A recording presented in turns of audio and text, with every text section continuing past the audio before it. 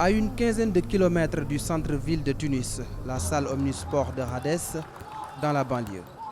C'est le principal lieu de convergence des 16 pays participants à l'Afrobasket 2015. Une salle moderne d'une capacité de 12 000 places. C'est l'une des meilleures salles d'Afrique et pourquoi pas même du monde. Une salle climatisée comme ça avec 12 000 places et toutes les commodités qui l'accompagnent, je pense qu'il fallait le faire. Comme d'habitude, la presse sénégalaise a fait le déplacement pour couvrir l'événement. Près d'une vingtaine d'envoyés spéciaux, des conditions de travail assez difficiles et pour cause. C'est à la limite infernale, si on peut s'exprimer ainsi.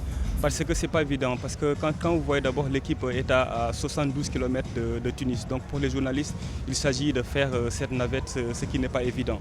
Aussi, lieu de l'habitation et ici rejoindre le stade, c'est aussi en fait, ça nous pose énormément de problèmes. Je pense qu'à ce niveau, ce n'est pas bien pour nous les journalistes.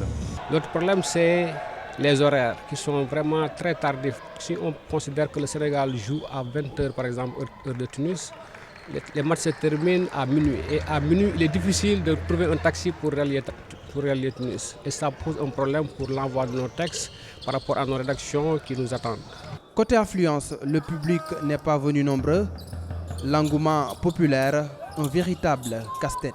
La Tunisie a vécu des événements qui sont graves. L'Afrobasket était sur le bout d'aller à notre pays, mais la Tunisie, elle a maintenu, elle a bien voulu organiser cette édition-là ici. C'est-à-dire c'est un défi. Il y a des autres priorités pour le public tunisien, mais pour les matchs de Tunisie, je suppose comme hier, c'était la salle presque au complet. Il y a un problème dans tous les pays africains que dans ces manifestations, le public suit que les pays organisateurs. C'est la troisième fois que la Tunisie organise l'Afrobasket masculin. Après 1965 et 1987, le pays a tenu à accueillir l'Afrique du basket malgré une situation sécuritaire précaire.